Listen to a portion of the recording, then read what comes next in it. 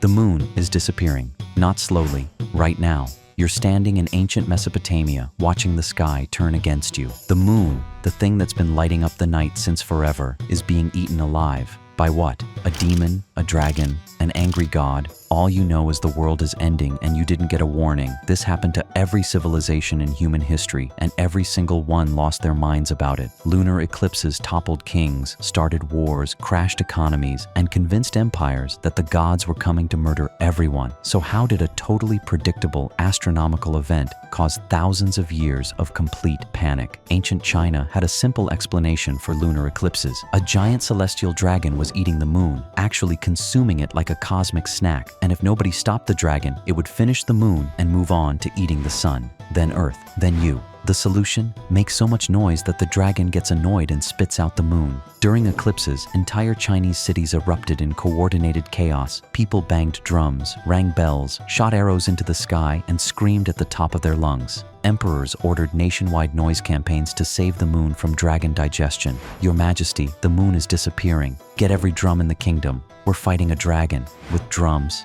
You got a better plan, and it worked every single time. The dragon would spit out the moon, everything would return to normal, and everyone congratulated themselves on successful dragon combat. Nobody considered that maybe the moon was coming back on its own. They were too busy celebrating their victory over imaginary space reptiles, while everyone else panicked about sky monsters. Mesopotamian astronomers were doing math. Babylonian priests spent centuries tracking lunar cycles and eclipse patterns. They created astronomical tables so accurate they could predict eclipses years in advance. But they didn't share this information. That would ruin the whole system. Instead, Babylonian priests used eclipse knowledge as political leverage. They could predict when the gods were angry and demand tributes to prevent cosmic disasters. Kings paid enormous amounts to prevent eclipses that were going to end anyway.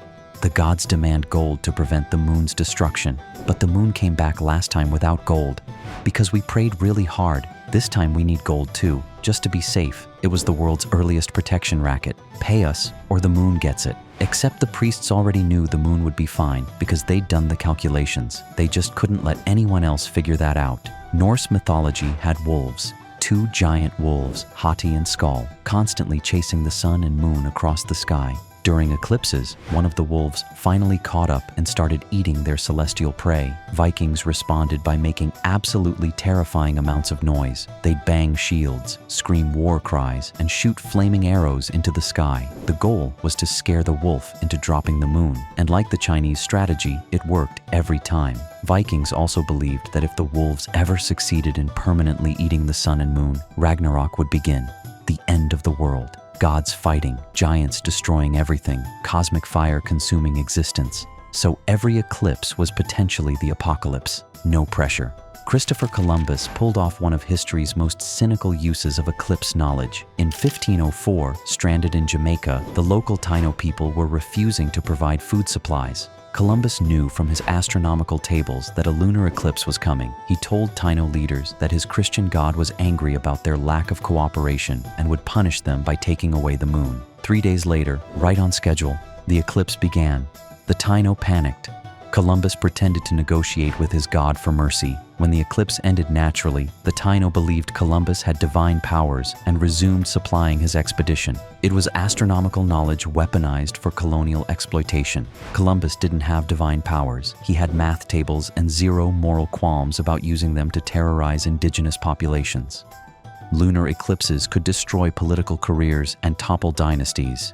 In ancient China, eclipses were interpreted as signs of heavenly displeasure with the emperor's rule. If an eclipse occurred during famine, war, or economic trouble, court officials could use it as proof that the emperor had lost the mandate of heaven. Multiple Chinese emperors were forced to abdicate or perform elaborate public apologies because eclipses coincided with political instability. The astronomical event itself didn't matter. The political interpretation did. In Mesopotamia, kings had a clever workaround. If astronomers predicted an eclipse during a politically sensitive time, they'd install a substitute king for the duration. Some random guy would sit on the throne, wear royal clothes, and technically be king for a few days. If divine punishment struck during the eclipse, it would hit the substitute instead of the real monarch. After the eclipse passed, they'd execute the substitute king and reinstall the real one.